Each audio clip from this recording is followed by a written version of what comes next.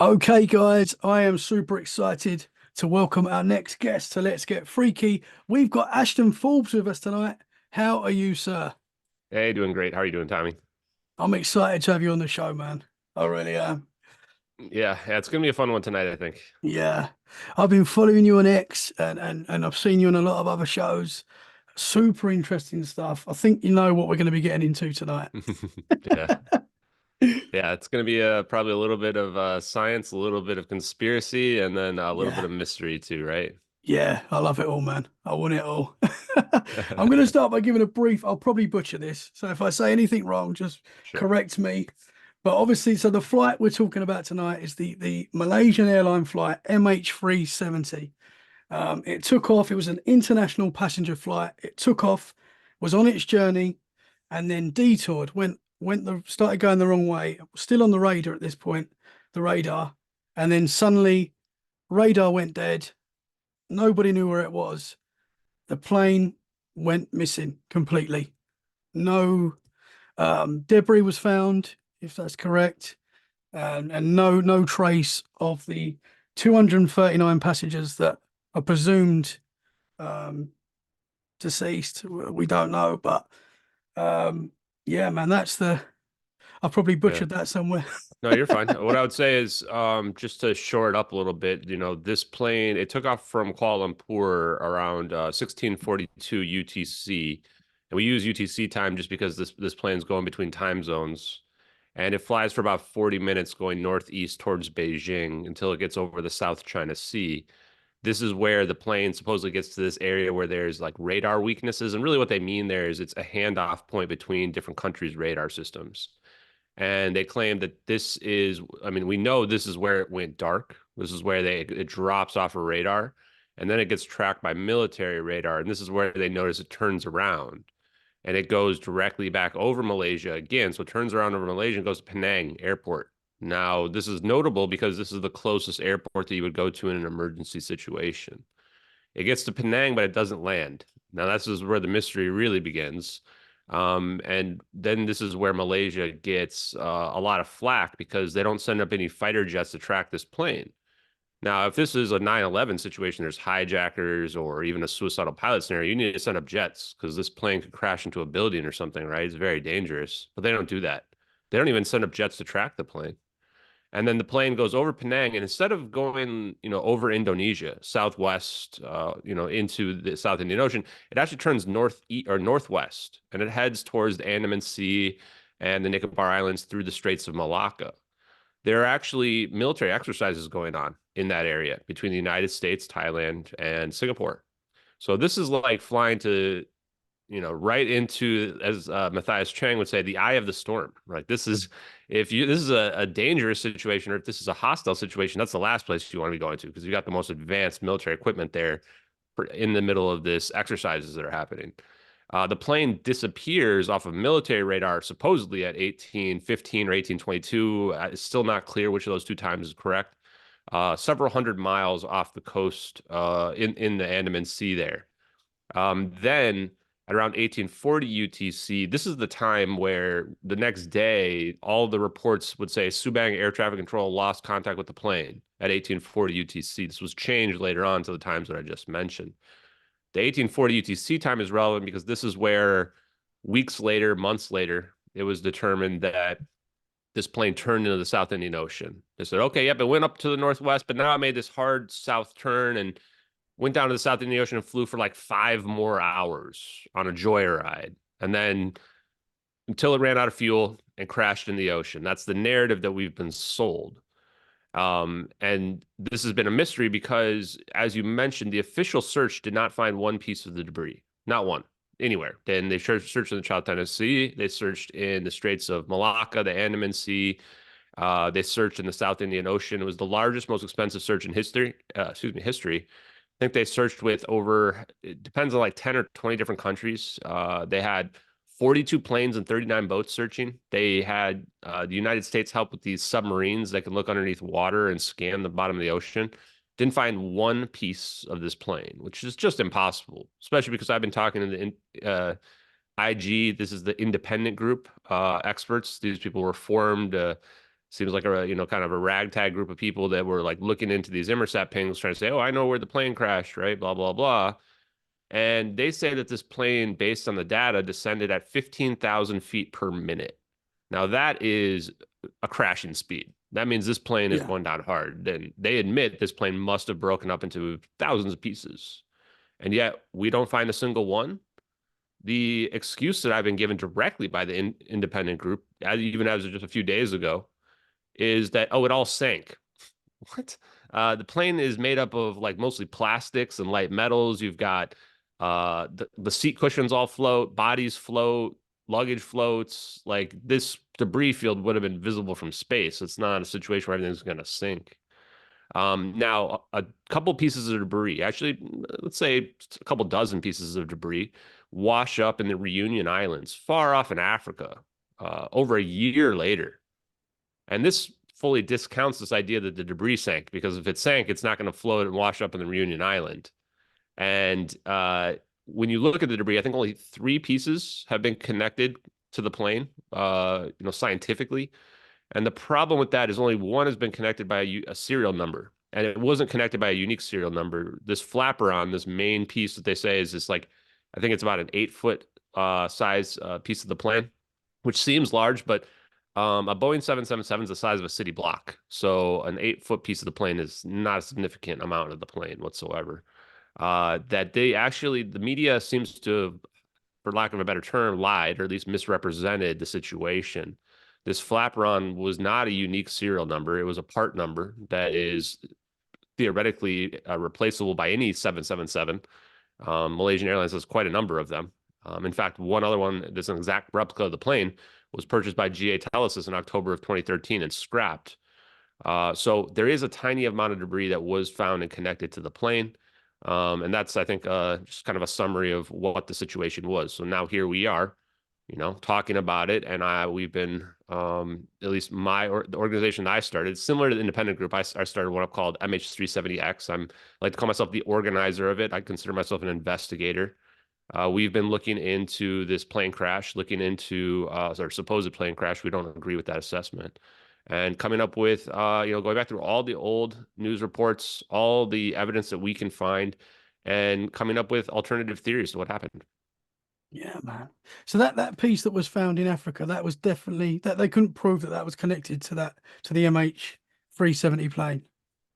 Yeah, they can prove that there's a serial number that matches the model of the plane, but this theoretically could be one from, the two, in addition to the GA Telesis plane that was purchased in October 2013, which it could be from that as well, due to it being a part number. It could be a replacement part as well. And it could also, I don't know this for a fact, but, there was the Malaysian Airlines Flight 17 incident that happened over Ukraine as well, which was also a 777. So there are several other planes that had incidents that, there's debris out there. And this was actually a big point of contention in the Netflix documentary, where the families insisted this piece of debris had been planted. The scenario that we've put forth actually doesn't need a discounted debris whatsoever. In fact, the fact that there's so little debris fits our scenario that we have promoted, which is a fire scenario based on the lithium ion batteries that are on board this plane. There was 221 kilograms, 487 pounds of dangerous unscreened lithium ion batteries that were put together that day, 2 pallets of which were in the forward cargo bay, which is directly adjacent to the main equipment center, also known as the electronics bay. So if this hundreds of pounds of lithium ion batteries explode in a runaway lithium ion battery fire, it would potentially not be enough to destroy the plane outright, but could damage the electronics, which would start a fire and, knock out the electronic system, just like what happened with the plane. And then where would that plane go? Well, probably to Penang, the closest airport you would go to in an emergency situation. And would you send up jets? You don't need to, because it's an emergency situation, right? And so everything very, very quickly, upon learning about this scenario, started to line up for us. Yeah. I find it so crazy. I mean, before this happened and we heard about this, I would have thought this would be an impossible scenario. I would have just thought that every plane, like, whatever's in the air, like with the technology that we've got now, that they say we've got, that you would know where everything is in the air at all times. That's just what I would have thought. And I think that's a very logical and rational assumption. This is not like we was, 1980s or something like this. This is 2014. We've got satellites everywhere. I just Yeah, reposted today on social media, SIBR system, space-based infrared system. I don't think people realize how advanced the satellite capabilities are nowadays. United States has satellites scanning the whole globe persistently in infrared. And they're doing this, we believe, to build a Google Earth video playback that's used by the military to track literally anything they want, and have it recorded where they can just do playback anytime they want as well. So there's a 0% chance that this plane wasn't being tracked. It's just not possible. Even from a radar perspective, and just ignoring the fact there's satellites, we even found USA 229 as a satellite that was directly over the Andaman Sea at the same time this plane turned in the South Indian Ocean. So we know the yeah, government knows what happened to this plane, but you've got Thailand radar, you've got India radar that has bases in the Nicobar Islands there. You've got Indonesia radar, which is right there. You've got Australia radar, has this Joran system is really advanced. And then we found 3 advanced military bases that probably could have tracked the plane from takeoff to wherever it went, which was Diego Garcia, Coco Islands has a signals intelligence base, and then Pine Gap is in Australia that also has a very advanced base. I mean, there's just no chance they didn't track this plane. That's the reality of it. And that's why when I FOIA all the stuff related to the plane, I just get rejected every single time because they know what happened in this plane and they need to tell the truth so that, we have to, these narratives out there can die about this suicidal pilot, which is just nonsensical, that a plane yeah, crashes into the ocean without leaving a debris field. Like, nah, I don't believe it. yeah, yeah. Obviously, I knew me and you was talking tonight, so I was asking a few of my friends that are not really into the paranormal stuff. I mean, you can class this as paranormal, maybe, maybe not. So I've been talking to them about it, and most people say, "Oh, it's the pilot was suicidal." That's been the narrative that's sort of been spread a little bit and accepted, Yeah. I guess. But you don't think that's the case? No, not at all. There's actually just no evidence of any type of suicidal intent. Yeah, Everybody stuck up for him, and this is the difference between the media and what the media can do to brainwash people with narratives versus actual evidence that might be out there.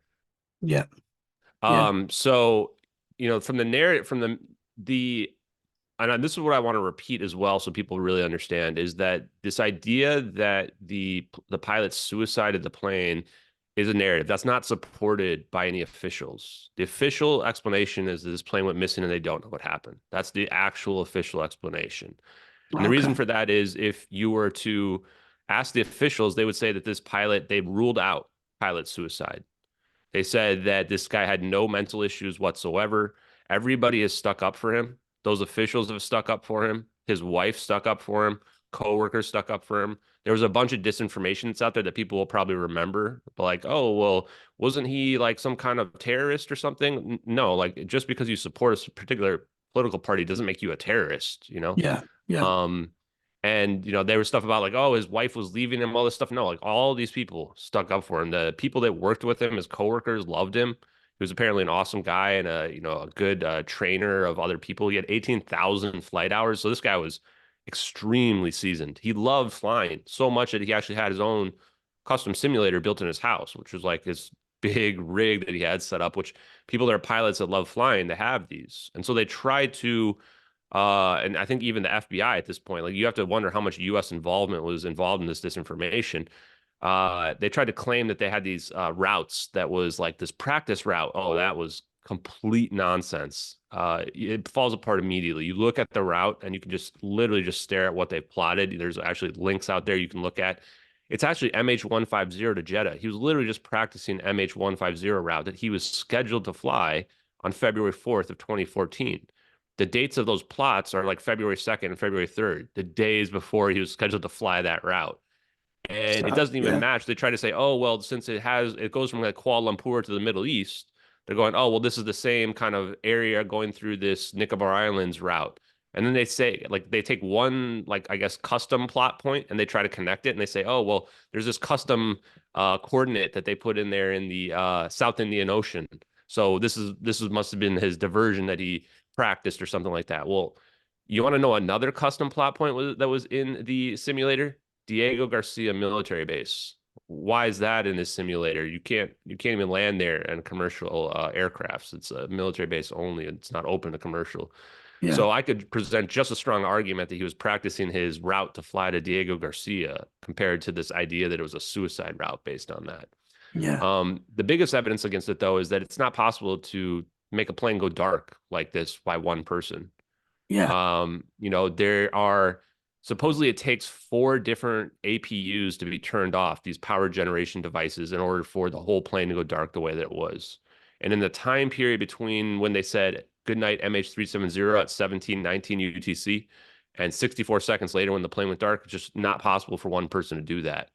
So this is where Wow. even the narratives out there would say, well, there must have been other people that helped, or it must have been like a hijacking more so than a suicidal scenario as well. But in our minds, the batteries are the thing that really should have been looked into right away. The CEO of Malaysia Airlines actually lied about the fact that there was no dangerous cargo on board around March 13th.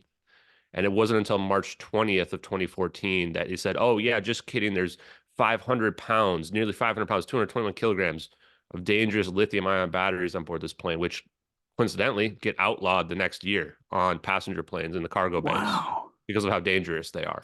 Because there's nobody down there looking. And what happens, they start smoking up, then they Yeah. explode, and then they're just burning. And you try to put them out using this halon fire extinguishing gas that they have in there, and they'll go out, but they just light back up again. It's called runaway lithium ion batteries. And they have so much energy in them that you cannot keep them out. Now, this also means, though, that if you're battling it, it's not just going to burn right through the hull. This means that you're putting it out, it's coming back up again, putting it out, coming back up again. The fumes are very toxic. So this is a desperate situation where you're trying to get this plane on the ground as fast as possible. A bunch of planes burned up because of these batteries in the years beforehand as well. And even now, if you go get on an airplane, they're going to ask you, do you have any lithium ion batteries in your luggage? Because they're not allowed to go into the cargo of passenger planes.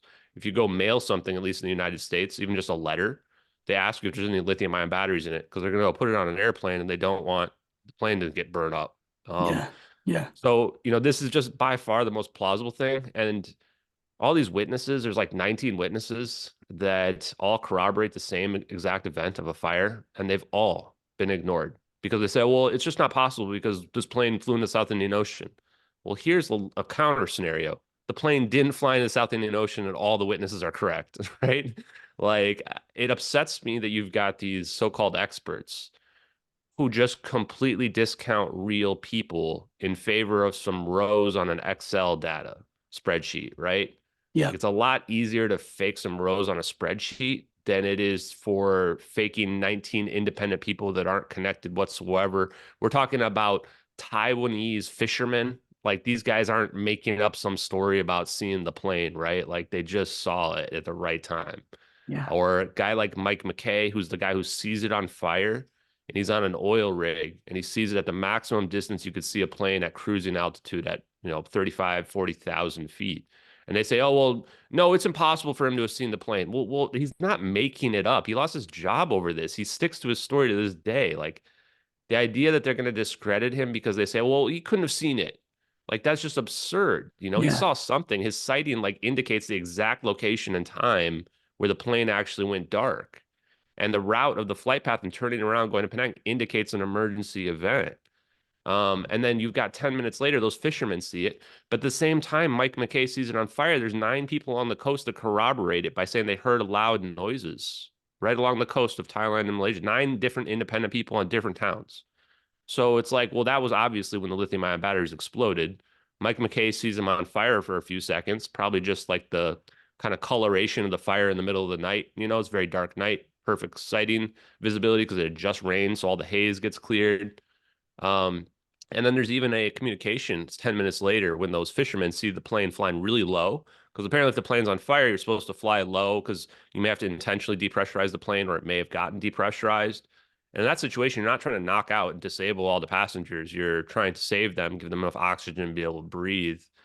And so 8 different fishermen on the same boat see the plane flying low. And there's a communication to another 777 pilot who doesn't want to be named because they probably don't want to get discredited and lose their job like Mike McKay did.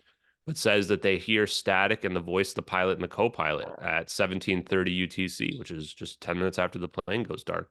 This casts doubt on Wow. whether or not the communications were even disabled, right? Now, let's assume that you have to cover up this fire scenario.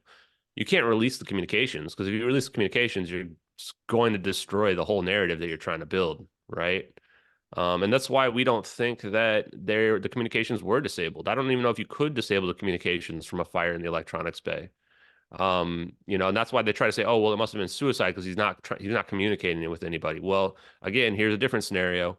The reason why Malaysia doesn't send up any jets, because they're in communication with them and they know it's an emergency event. And the reason why we know this is that the Malaysian Minister of Defense 7 weeks later gets interviewed. And in this interview, it's the sketchiest interview ever. He won't answer any questions. He won't even answer when he was told the plane went missing. Like, he will answer nothing regarded. And he's sitting there sweating his balls off and looking over to the left like every 5 minutes, and he can't stop smiling. I'm just looking Oh, at this, and it wow. looks like a child that stole candy in front of his mom, and he's trying to hide it. Like, it's the weirdest interview I've ever seen, and I mean Yeah. that sincerely. And they ask him, why they wouldn't send up jets, and he goes, well, what would we do that for? To shoot it down? And she's like, no, just to, track the plane. And he gives the information away that he shouldn't have, which is he says that it was an unidentified plane, but that they knew it was a civilian airliner and they knew it was not hostile. The only way you can know it's not a hostile plane in that scenario is if you have contact with them, right? If it's a hijacking, how do you know it's not hostile unless you're in communication with them? Yeah. Uh, so then Wow. just to complete the flight path here for you, we think that the reason why, okay, you've got these batteries, it's on fire, they're battling this fire desperately. 30 minutes later or less, they get to Penang. They're flying low, very low, probably below 7,000 feet, because the co-pilot's cell phone pings a cell tower. So you got to be flying pretty low for a mobile phone to connect to a cell tower. There's a couple different theories. If you believe the government, the Malaysian government, they say they didn't know what was going on with the plane. You could argue that Penang didn't have the runway lights on because it's 2 in the morning at this point, and the airport's technically closed for inbound traffic. But the other scenarios would be that the landing gear might not be able to be deployed or damaged. And in that situation, then you're looking for somewhere to land on your belly. You're supposed to land on the runway on your belly, which seems like just death to me. Like, there's no way that's going to go well, in my opinion. Yeah. And you definitely would need to dump the fuel, because if you don't dump the fuel and you try to land on your belly with 6 hours of fuel, the plane's going to explode. If you try to dump the fuel, though, and you have an active fire scenario, that's also not good. So the pilots that I've spoken to, the ones that I think, are, unbiased, seem to say this would be a judgment call at this point. Because the next thing you're supposed to do is try to land in the ocean.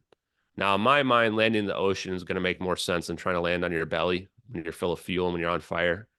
And so what does the plane do? It skips over Penang, and then it goes again to the Nicobar Islands. Now, when it gets to Nicobar Islands, this is about another 30 or so minutes later after that. This is again where these military exercises are going on. So if you need somewhere to land in the ocean and you need support, like, I cannot imagine a better spot to go to. Like, you want to go where all this advanced equipment is, where the military are doing this exercise, where it's like, hey, help us out. We need big time help here. Like, we are screwed. Yeah. Especially because landing in the ocean it's not a sure thing at all. In fact, I'd say that even chances of survival in the ocean are extremely slim, because once you have these big waves right in the ocean, the moment one of your wings hits these things, plane's going to roll, break up, wings going to rip off. It's just going to be screwed. Like, when you land a plane, it's not like landing it like super softly. There's no such thing. Like, when you land on a runway, you're going at a really high speed, Yeah. right? Because you need to keep the plane in the air at the same time, under controlled descent. So there's Catherine T. She's on a boat there going to Phuket, and she sees this glowing orange plane with no navigation lights on it. And she doesn't know what she's looking at that point, and she reports this sighting the moment she lands, like 2 days later in Phuket, because she hears all the news about MH370. She's going, I think I saw the plane, right? And the amazing part about this is that they hadn't even speculated the plane went to where she was yet, right? They were still saying, oh, the plane was over the South China Sea at that time. It was until days later that they changed the search over to Nicobar Islands and then down to the South Indian Ocean, even though the government knew because of the military radar that the plane went over there. And so she saw this plane. I'm 100% sure that she saw the plane. She sticks to her story 8 years later. She's not inventing some story related to this. She has to be discredited as well because why is this plane glowing orange? Well, it took us a little while to figure it out. But the answer is the halon fire extinguishing devices can release one of the main chemicals in them is bromine. And bromine's a halogen gas. So bromine, if you look at videos of it, it's pretty amazing looking gas, glows orange, and it flows very quickly everywhere, spreads all out. So the idea here is that they're pouring water on it, on these batteries, which is what you're supposed to do to try to put out lithium-ion batteries, and hitting it with the halon, what is it, 1301, which has the bromine in it. It's releasing bromine, chemical gas, and it's doing this for over an hour. And so this is filling the plane up with this bromine, and it's probably seeping out of the plane as well, especially if it's Oh, been wow. depressurized. And so she sees the plane glowing orange, and this is completely consistent with her sighting. There's even several visual recreations that were done of this glowing plane with this hazy look on it. And I'm sitting there wondering why. And once I see this bromine, I go, oh crap, it was a fire. Like that's what it was. And then you connect to the other witnesses and you go, okay, everybody is seeing the fire and seeing this plane on fire is all consistent. Yeah. Um, and so then it comes to the big question, right? Which is, and before I get into that, is that she also sees the plane at very low altitude. So everybody's seen this plane at low altitudes. Again, this is not something, if it's a suicidal pilot scenario, you're flying it really high. You're not flying low. And she sees it also descending as well. So this is now consistent with this idea that they're trying to attempt an emergency landing. And we even found a Chinese only Mayday call reported in China Times, was not reported in Western media at all, that said at 2:43 a.m., China intercepted this communication from the Thai embassy. That was a communication to MH370. And that MH370 said that the plane was disintegrating and they were attempting an emergency landing. Now you can understand now that, okay, we basically just built this scenario where this plane's on fire. They had communication. They won't release that communication. It's probably classified because they've got to cover up this event that happened. And why are you going to cover up something so mundane as a fire, right? Like seems like a normal kind of event. You've got this fire going on. Well, this could be a type of espionage event. This could be an event that's just more anomalous than what we think. And now you enter the MH370 videos. And these are the videos that reemerged on social media, which kicked off this whole thing. They're, in my opinion, the most incredible, anomalous videos in the history of man because they're also the most incredible UFO videos in the history of man. In these videos, we can see two different videos. One that is presumed to be a satellite video, but again, it's coming from this SIBR system. So this is not us looking through a satellite down at the ground. This isn't the 80s anymore. We are looking at a computer program that's pulling and scanning the Earth from satellites all across the globe. And they're using a coordinate system to look anywhere they want on the Earth and have video playback. And they're able to track missiles with this, planes, boats, battlefield intelligence, anything they want for the most part. We're looking at a 777-200 in both videos. The other video is an MQ-1C drone. So this one video is looking down, potentially from outer space. The other one is looking horizontally at the plane from the other side. And we've got two videos that are in perfect synchronization with one another, both from U.S. military assets, which would have been in the area. We're talking about, remember, this Cope Tiger exercises that are going on there. Yeah. We see three orbs, one at a time, slingshot past it and circle this plane at extremely high rates of speed. We think that's about Mach 3 speeds. So anything that would be conventional craft would be getting ripped to pieces going this fast. And they begin to circle this plane in a 120-degree sinusoidal pattern. This is where right away it just looks so authentic because everything we see checks out by science. Engineers, electrical engineers, physicists that I talk to, they look at it and they go, it's not just that this is anomalous, but it also checks out to theoretical physics, theoretical engineering as well. These orbs are circling the plane, but they're circling it in like a sphere, like around the plane, changing their orientation, but staying perfectly in this triangle formation that you see. And then they form a ring formation spinning around the plane. Now, this all happens within the span of about 30 seconds. And then in the thermal video, we can actually see that there is something pulling the orbs forward. Not only are these orbs just ignoring gravity, so orb in the sky, we can see that there's a non-radiating barrier. So it's not like we're looking at a metal sphere. I mean, underneath it, we don't know, but we're looking at like a bubble is what we're looking at in space-time. And that's how they're able to have their mass reduced to zero and ignore gravity. But that's not enough to pull them Wow. forward. They Yeah. also see this dark line going in front of them, leading them. And that's where we can see that's like it's predicting where they're going to move. This has been explained as like a high frequency gravitational wave generator. So this is they're creating their own geodesic. They're creating their own gravity path that they're following forward. And as then they're spinning, we can actually see their orientation change where the way you can tell this is because you can see a heat signature in the orb spinning on the axis. And all of a sudden you see it kind of, I don't know, not warp is the right way, but like the heat signature kind of like disappears and it looks like it's changing. The orb is changing orientation. And then all of a sudden, all three orbs converge on the plane in a perfect pattern. And as they converge on the plane, all of a sudden, poof, you see this endothermic event, a cold, dark event in the thermal video, in the drone video. And it envelops the plane. And then in an instant, it closes and the plane is just gone. Right. And this is where we have this anomalous event where we go, wow, what did I just see? How is this possible? And does this check out from a scientific perspective? And the answer there is it looks like what we're calling a macroscopic phase conjugation. In layman's terms, what we're seeing is teleportation of a macro scale object, which seems impossible, but the science is out there, just not really out there in the public sphere. And it may be that only in 2023 could we look at these videos and go, wait, this actually does check out scientifically. In 2014, the science was not there yet. So this is how cutting edge what we're looking at really is. And yes, while it seems incredible, think of the whole scenario that I just presented before this fire event supported by all these witnesses. So, and I'll let you jump in and ask some questions, but what I would say is that, the motive here then is, okay, well, who was on that plane? How did this drone meet up with the plane?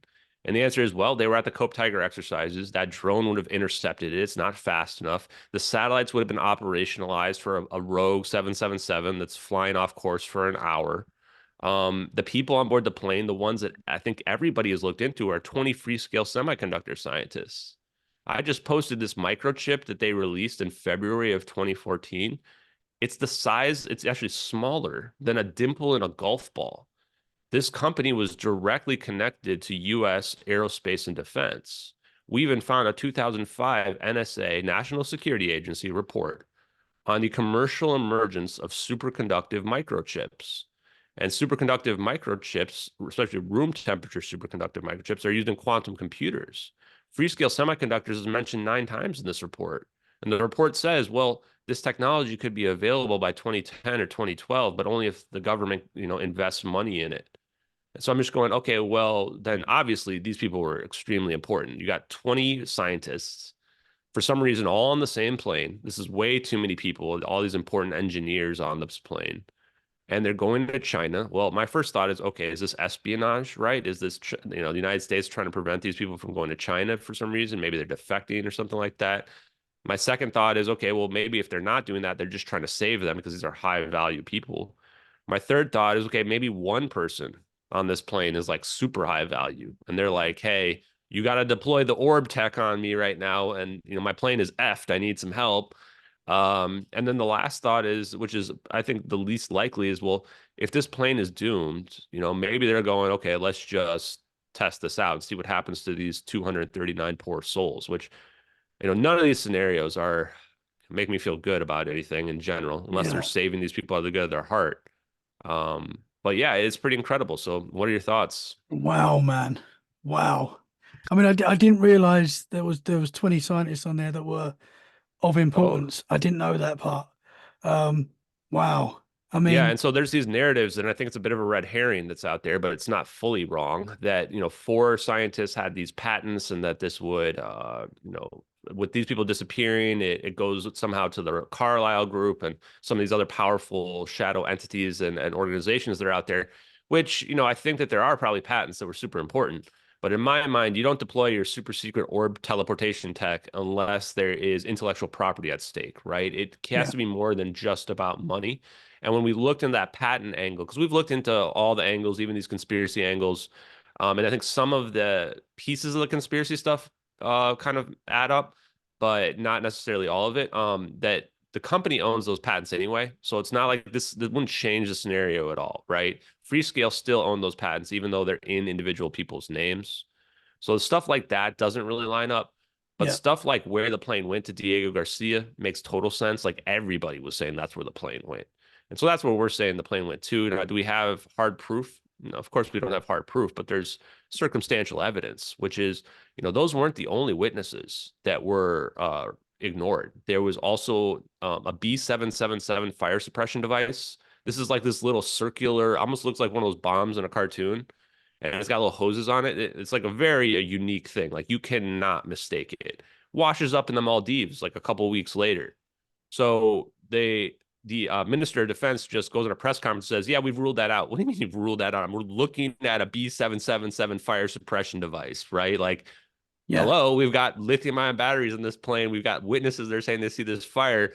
It's even got serial numbers on it. I want the people that are listening, just Google Maldives MH370 B777 fire suppression device. Just look at the pictures of it in the daytime. There's little numbers on it too. Like you can actually match this thing to the plane, I'm sure. So they ignore Wow. that. There's 20 people on a small island. Now, these are like, islanders that are not used to seeing big jumbo jets flying. They see MH370 in the early morning hours, 20 different people flying so low that they can make out the windows in the plane and they can make out the red and white stripe of Malaysian Airlines. So all these people have to get discredited too, because this pinpoints the plane going to Diego Garcia. It's like only maybe 100 miles north of Diego Garcia. Their direction of travel, they say it was coming from the west and then going south. And this is how they've been ignored. They said, well, it doesn't make any sense because the plane should have been coming from the east.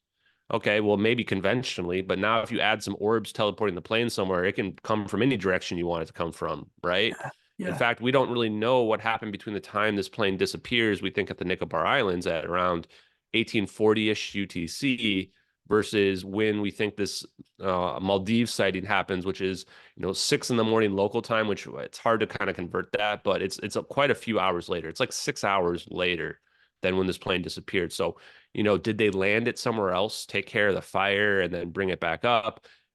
Did the event that we see put out the fire? I think that's the most plausible scenario because we see this cold endothermic event. An endothermic event is an absorption of energy. So this is not an implosion and it's not an explosion either. So an explosion is going to be a release of energy. This is really a scenario that is weirdly enough, the closest thing is that we're to compare it to is like breaking through the fabric of space-time and getting to the absolute cold void of space-time, and then having that kind of collapse back on itself, which some Wow. people would say, well, that sounds like a wormhole. Well, technically it kind of is a wormhole, but the reality here is that's not exactly what we think is happening. The science behind it's a little bit more complex than that, but the after effect is the same, is that the plane is going from one location on the planet to another location at or near the speed of light, potentially even faster than the speed of light.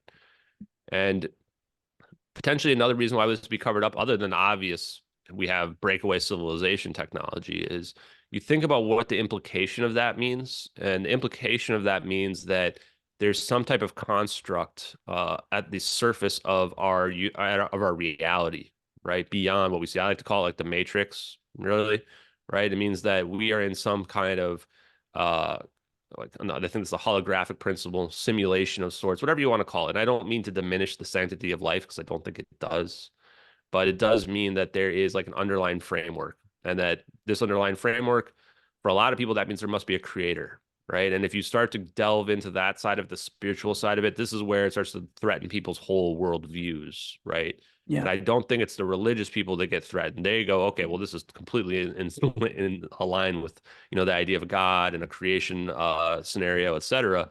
It's really the people that don't believe any of that that are going to have a hard time with it. Yeah. Man, it's incredible. It is absolutely incredible. I mean, for me, that it's strange that a plane can even turn off its radar. That you could even do that. That I didn't think that that would be a possible thing. I didn't think, Yeah.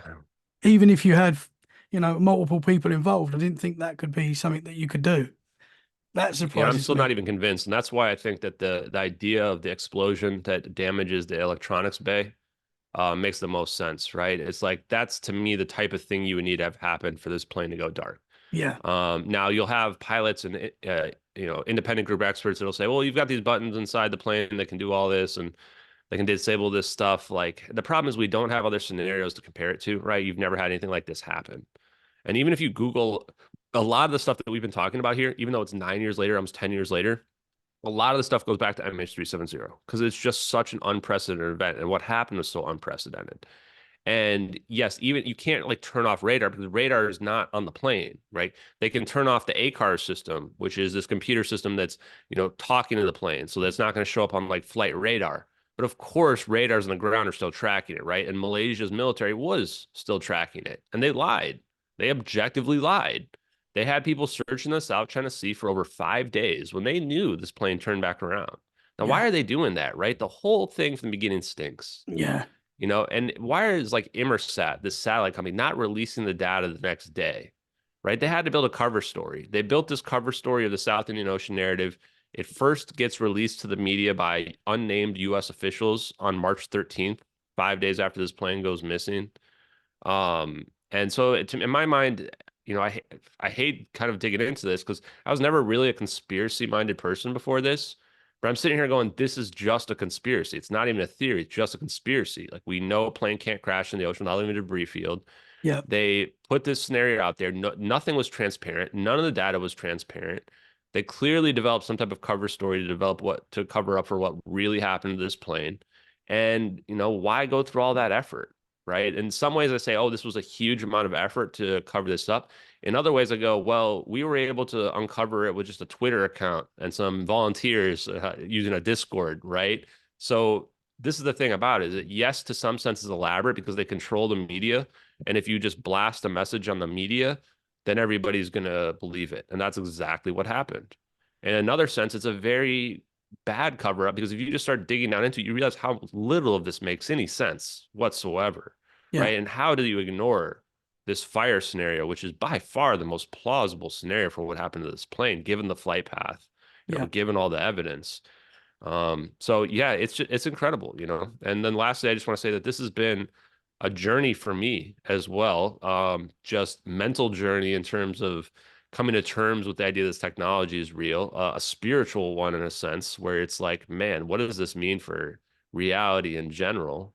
Yeah. And then a little bit of anger, where it's like, why are we lying about this? Tell the truth. If we have technology that can change the world, you got to stop hoarding this military industrial complex. Lockheed Martin, who we are pretty sure these orbs were developed by Lockheed Martin. We found this coherent matter wave beam. I mean, they've got patents for stuff that's like straight out of Star Trek, right? And these are the patents that I'm being told by the engineers and scientists that this is what enables room temperature superconductivity, which is what enables these orbs to be floating like we're seeing here, be able to create this radiant barrier, to create magnetic monopoles, which we have only theoretically believed could exist. I mean, I think they've already engineered it and figured it all out. Wow, man. Well, I mean, like this story, obviously at the time it was crazy and there was a lot of talk about it. There's been a lot of documentaries about it, but the Yep. whole thing sort of went quiet. People just sort of gave in and were like, we're never going to work it out. So that's it, which is what people do sometimes. But thankfully for you, you're the man that's brought this back out and the reason why we're all talking about it again, that's for sure. Um, I bet it has, I bet it is, driving you mad because you're Yeah. working so hard on it. But you're doing a great job, man. I mean, Yeah. you really Thanks. are. I would say too on that front is, yeah, I mean, I never necessarily wanted to be the face of anything like this, but I also can't let something like this slide without, getting the information out there. And for the people listening, keep this in mind, right? I've done over 60 podcasts for the last couple of months. I've been doing more than one every single day, on average. Wow. And yet, despite all of this, despite this very plausible scenario, not one single mainstream media outlet has reached out. Not one, That's right? crazy. What does that tell you? I mean, they will put a lot of weird stuff on TV, right? A lot of stuff that's not true goes on TV. People they can discredit that goes on TV. They were even making fun of some kid who was in Vegas over the summer and says he saw aliens in his backyard, right? They put that person on TV. But they're not going to go ahead and put me on TV because I'm going to present a scenario that's going to wake a lot of people up. right? I Yeah. mean, sure, not everyone's going to believe it, but there's going to be a lot of people that are going to go, wait, what this guy's saying makes some sense. Like this plane can't crash into the ocean, right? To me, this is what scares me is that it tells me that the media is 100% controlled by the government, at least in the United States. 100. There's a lot of Yeah. people in the United States that struggle with that idea, right? They think that, oh, well, China and Russia have state-sponsored media. And I go, well, ours is just as state-sponsored as theirs, guys. Yeah, They, for they sure, cover up man. whatever they want. Yeah. I would say it's the same in probably most countries, to be honest. It seems I think the last couple of years have shown us that for sure. Um, I mean, it is a terrifying thought. It really is. Yeah. I mean, it sounds with this story, it sounds like there's big people are being protected, and that's why you're not getting the call from mainstream media, because obviously mainstream media, they're told what to do and they're told who and who not to talk about, I guess. And by you talking, there's going to be some big names that could get in trouble. 100% here. I mean, I'll just throw a few out there because that's the other part where it's like, wow, like who's really like to me, this goes all the way to the top. This type of operation is going to have to get signed off by the president of the United States. That president was Barack Obama. He visited Malaysia and the prime minister. It was the first time any U.S. president visited the Malaysian prime minister in 50 years in April, the very next month. So the reason why you would go there is you want to smooth over, hey, you guys need to not talk about what really happened here. Here's why I need you to hide. This is national defense reasons, right? Like the reasons why we're hiding this is we don't want China to know, or we don't want Russia to know, or whatever it might be. You've got the general we were able to figure out. I mean, it's scary how much stuff we're able to figure out, man. Joseph F. Dunford, somebody reaches out to me early in the investigation, like the first month. I'm not even big at that point on social media. They were trying to tell anybody, and someone points them in my way, and they say, "Hey, I know the nephew of this general," and he showed the general the videos, and the general didn't laugh at them. And the thing that was weird about this person is like this wasn't like someone trolling me. The first thing they asked me is, "Well, before I tell you this story, I want to know, do you think the videos are real?" And I'm sitting here going, "Dude, I'm the guy telling everybody the videos are real. Like, I'm the last person you need to ask that question to in the world." And so he says, okay, well, the name of this general is Joseph F. Dunford. And I go, I've never heard of this general, right? I don't really keep up with who the generals are. So I look him up. He was in charge of Afghanistan and the international security forces for the United States in 2014. Like he's the guy that would have been in charge of the operation. He's in the area. And then I figure, okay, well, what did he do after that? Well, let's see. What happens after the missing plane happens and we never find anything related to it? Well, in 2015, he gets promoted to the highest ranked military officer in the entire United States. He is the advisor to the president, the Joint Chiefs of Staff, and the Secretary of Defense for the next 4 years. Highest ranked military officer. And I'm like, okay, well, holy crap. That's quite the promotion to Yeah. the top Yeah. dog, the Anthony Fauci of the military, right? And then he gets what happens after that? I'm scared to look at that point, right? Well, now he's board of directors at Lockheed Martin. Okay, so we've been sitting here talking and going, well, Lockheed Martin orbs, this is their technology. We're finding the patents related to it. They're a third-party contractor, shrouded in secrecy. UFOlogy says that in the past they were given some UFO and they've been trying to reverse engineer it. And I'm going, well, I think they've figured it out because I think that's what we see going on here. And now this guy's on the board of directors there. I mean, it's sketchy and it goes deeper. Here's another one for you. So I dig into why are the families not all over the media anymore, Yeah. right? I'm like, did they get silenced? What's going on? Did they just move on? And why are none of them reaching out to me? Still to date, not one single family member's reached out I to was me. going to ask you that. Not Yeah. one. Not one. Wow. I would have thought, well, if it was me and my family members, somebody's going, hey, I got 2 videos here that show military assets disappearing the plane. Regardless of what the theory would be behind it, I'd be sitting there going, hey, I want to work with you and figure out what's going on. Nobody's reached out. Nobody's told me to stop looking. Nobody's wanted more information or anything related to that. So I dig into it and I figure, okay, let's find out what's going on with this. So early on, they all got a $50,000 payout, uncontingent. So they're saying, here's 50 grand, blah, blah, blah. You don't have to sign away your rights or anything like that. But the after that, the amount of money these people got, because the court cases were tried in Malaysia and China, on average, about $30,000 each. After years of wondering what happened to your loved ones, the people that were your breadwinners and income earners in your family, $30,000. That's nothing. right? Especially for a plane going missing. And I went, Yeah. okay, well, if this had been tried in the United States, how much would they have gotten? There's all these articles, you guys can look them up, arguing they would have got several million each if it was tried in the United States. Boeing is an American company. So it turns out there was a court case in the United States that started in 2016 and it was ruled on in 2018.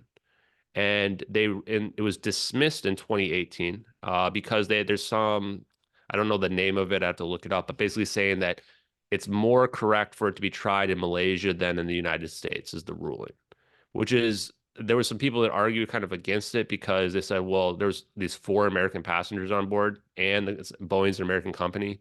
So you have some kind of like argument to say that's the right place for it to be tried. Yeah. So I'm like, okay, well, who's the judge, right? I'm afraid to look again, but who's the judge? Her name's Ketanji Brown Jackson. She gets promoted to Supreme Court Justice under Joe Biden just 2 years later.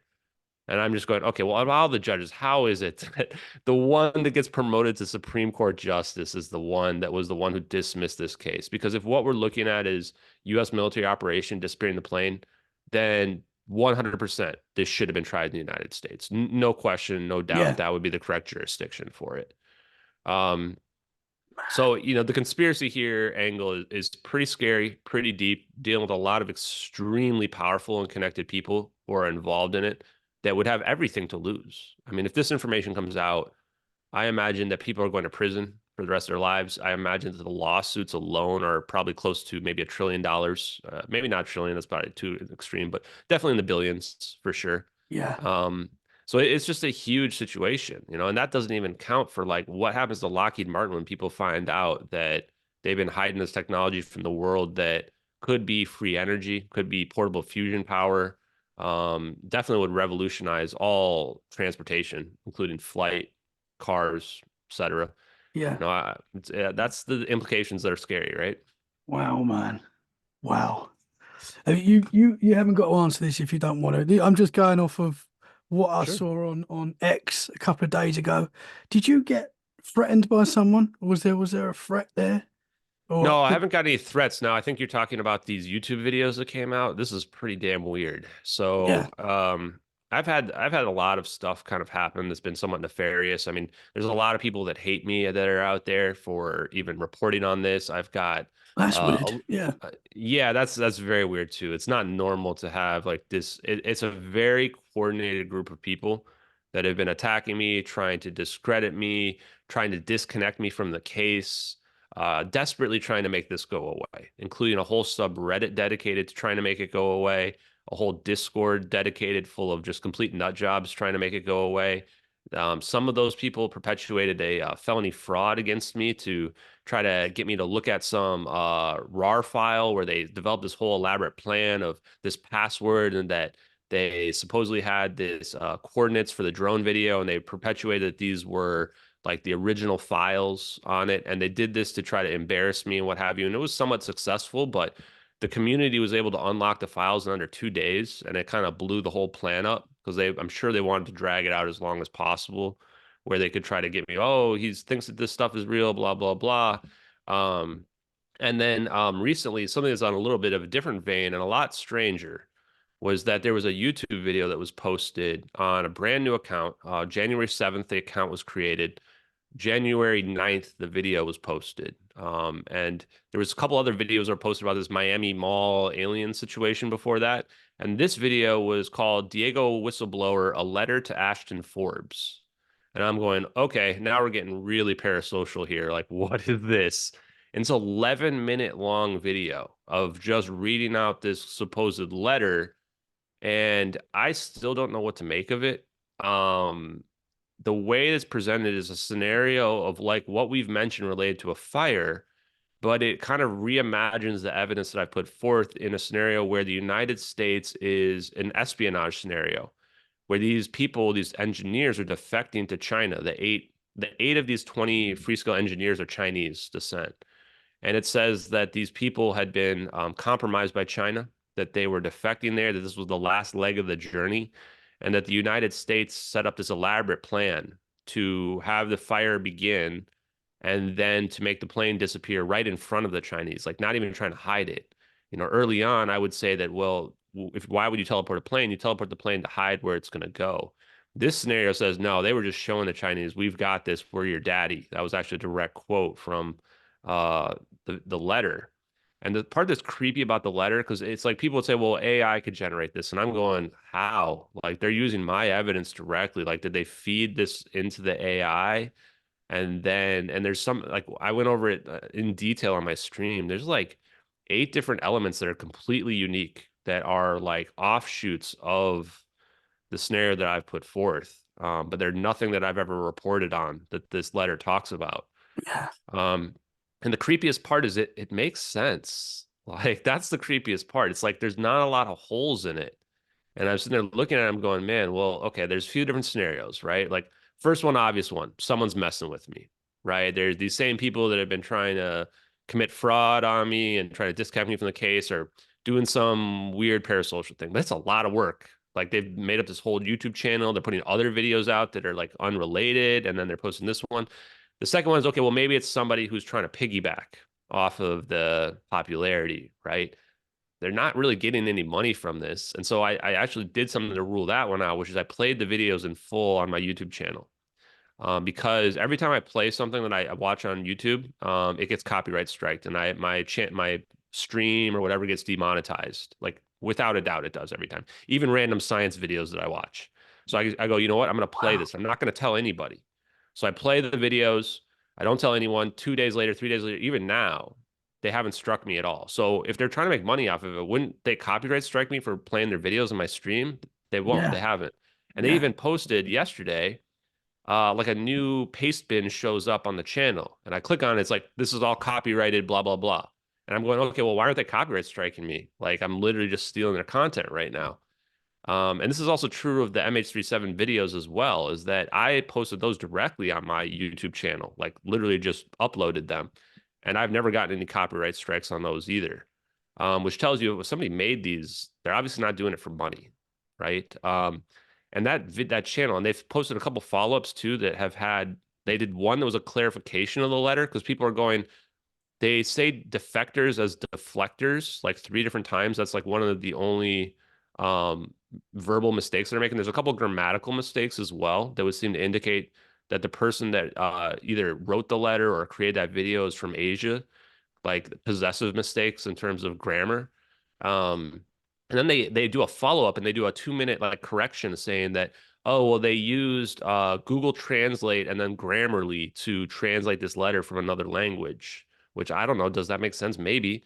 But the fact that they're like responding to me and the people who are watching the video in subsequent videos tells us that this person is very close to the investigation in general. Like however they are, maybe they're like a stalker fan who really tracks it. But why did they come up with this other Yeah. very like parallel scenario? And so the last scenario is, okay, maybe this is what you would call a psyop, right? Maybe it's either intentional disinformation or misinformation, or maybe it's real too, and this could be, and this is probably the least likely, but maybe it's an intelligence community operation either by the United States or by another foreign country, right? Like if you imagine that, let's say these videos are real, I'm not going to be a target just of United States intelligence. It's going to be the target of foreign intelligence as well, right? Russia and China, and they're going to be like, maybe China's going, hey, I want this information to get out. Keep working at it, right? Like this, they screwed us over. They took our people that we were trying to do. So I don't know what's going on with it, man. But what I tell people is that it's the kind of thing where they're not asking me for anything, right? It seems like it's a little bit of a game, maybe. So there's no downside in playing along with it. Like at the end, it's going to reveal itself one way or another, right? If this is just some random channel, they're going to post a bunch of other videos unrelated, and this will phase out, peter out, and this Yeah. will just be a channel that does weird, creepy AI stuff that happened to directly send me a letter. Yeah. Um, or, if Strange. yeah, and if it's, like a hoax or whatever, then at some point someone will lift the veil on it. And if it's real, then I presume we'll keep getting mysterious letters in general. So we'll see what happens with it. It's a bizarre scenario, man. But the Yeah. last thing I'll say on that front is that, man, it's entertaining, whatever it is. I wish I wasn't the direct. I wish I wasn't like in the middle of it. But if I wasn't, Yeah. I'd be sitting here following along too. Because holy crap, what a story! Yeah. Like Yeah. this is like there was I think a phone call supposedly to somebody in like 2018, and they tried to decode it. We've pretty much debunked it. It doesn't seem to connect to anything or make any sense. A very cryptic message.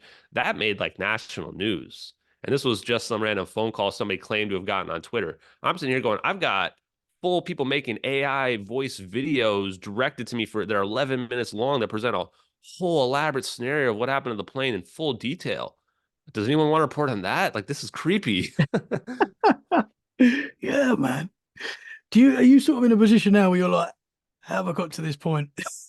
Yeah, no, definitely. I've been at that point for a while, man. I Yeah, mean, early on, there was even a point where I spoke to my parents and I went, "Hey guys, like this is gonna sound weird, but I've just got to ask, are you doing some kind of elaborate prank on me? Like, is this like a Truman Show prank where like he's living in a movie and everybody's lying to him, right?"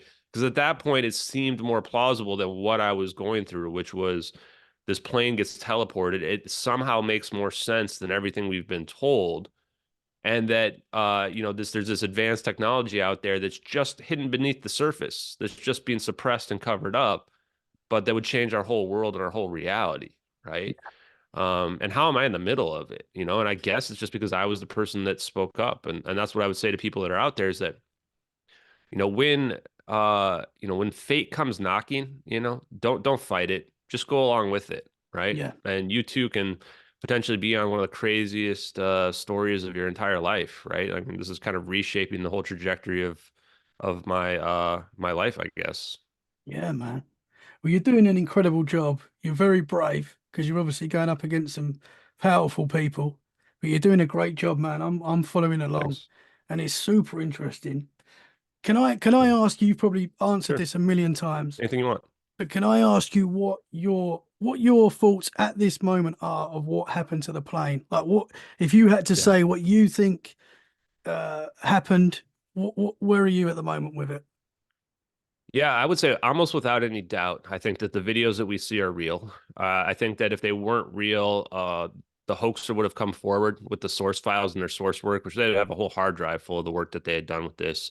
We had a $150,000 bounty out there. Technically, it still stands, but no hoaxer is going to ever come forward for these videos. So yeah, I think that there was a fire. I can't decide if I think there really was espionage. That's the funny part is that that letter came out and I had not been promoting the espionage angle. I had been sitting here promoting their trying to save the plane because these are their engineers that potentially were tied to this technology. And you can't lose your orb tech, right? You need your smart people.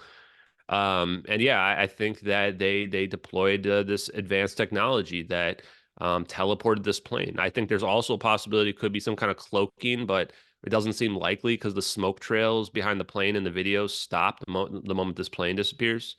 And I also think it's possible it could be a type of annihilation event where they're using some kind of like antimatter weapon against it.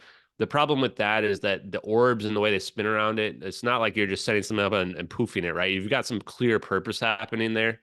And you also just don't need to fire an antimatter weapon at it. Like this plane's going to crash in the ocean and everyone's going to die, sadly. So this is the part too where I like to say, like, I want to extend the condolences to the families of the victims here because even in the scenario that I put forth with this fire and this plane potentially getting somehow to Diego Garcia, I'm not convinced everybody survived. And the people that I've talked to behind the scenes that are the engineers, et cetera, that they're certain this technology exists and they've been sitting there trying to get it out there and get anyone to listen. They're telling me too that it's not looking good for the passengers, especially going through this macroscopic phase conjugation event. Now, theoretically, could they survive? But you're in an airplane. You're not in like a UFO that's built for one of these events, right? So unless this technology is really proven, it doesn't look good. I don't know what would have happened to the passengers. And yeah, so then I think this plane was probably, teleported and moved to either a military base nearby where they, put the fire out and they took it back up and sent it to Diego Garcia. Most likely answer is it somehow got near the Maldives because we have that fire suppression device wash up there. The tiny bits of debris are consistent with a fire event where stuff is burning off the plane, right? Or where this plane landed somewhere and they took it apart and then they just threw a few pieces in the ocean, right? So this is the part where people go, well, this can't be possible. They found some debris. And I go, well, no, the debris is 100% consistent with our scenario. It's not like I'm not saying the plane went to the Xenu dimension or Andromeda galaxy, although, if they had this kind of technology, it probably could. And they call me Ashton Forbes because we've from talking to the engineers and scientists, I started my own podcast related to this just because people wanted to talk to me and I want to talk back to them, and that there's potentially a fourth orb. And so the idea of the fourth orb is, if you were to take a rubber band and stretch it out, you have the three orbs with the plane hanging out here, and then you have a fourth orb entangled to it using, quantum entanglement. And Yeah. then the idea is you have this rubber band and you trigger the event, the singularity, the phase conjugation, and it shoots over to where the fourth orb's location is, right? And that's how it's able to do it faster than the speed of light. Because in my mind, you have to have a steering wheel of some sort. It's not, some physicists have argued, well, you reduce the mass, now you can just increase the speed, and there you go. And I'm going, well, I don't want to go at the speed of light without knowing exactly where I'm headed up to, right? Yeah. Yeah. So yeah, that's what I think happened to the plane. And if anyone were to ask me and we were to bet, play roulette or whatever, some gambling of the game, I would throw it all on Diego Garcia. I would say that's where the plane showed up.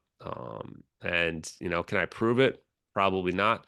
But the part that if the media is listening right now, anyone from the media and whatever, I would say, please at least do the justice of presenting the fire scenario. Like, it's sad because I look at the scenarios out there, even the Netflix documentary, they're talking about the plane being shot down, and I'm going, do you know how big the debris field would be if the plane is shot down at cruising altitude?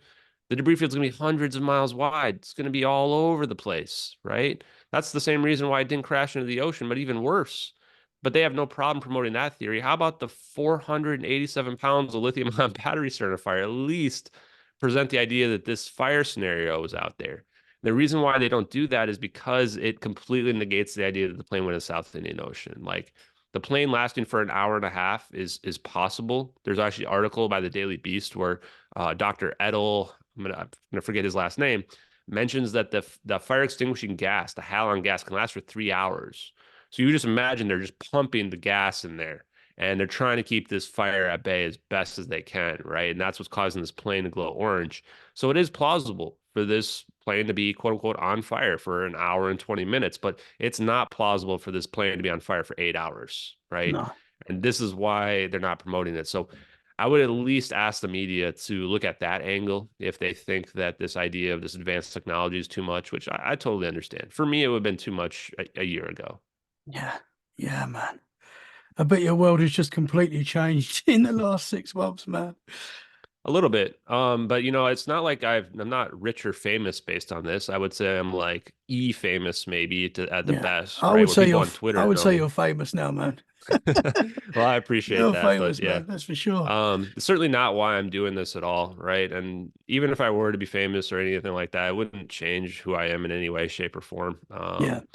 I was never even on social media really before all this stuff. The reality was in August, I had 30 followers on my Twitter account, which was actually dated back to 2014 when I first made the Twitter account and basically never used it.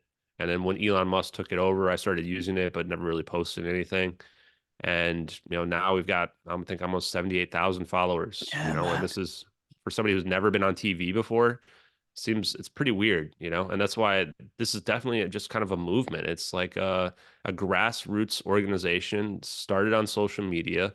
It's being propelled forward because free thinking people realize that you can't lose a plane, not in 2014. You can't not see the debris field. It doesn't just not leave debris fields. And Yeah. you've got these experts out there that are like, they can't even use Twitter. And they're trying to tell me that they know technically exactly what happened to the plane. I'm going, dude, you can't even use Twitter and you're trying to tell me that you know exactly where the plane went. Well, where is it, man? Where is it? Right? Like, it's not 2014 anymore. Like, Yeah. someone needs Yeah. to find this thing.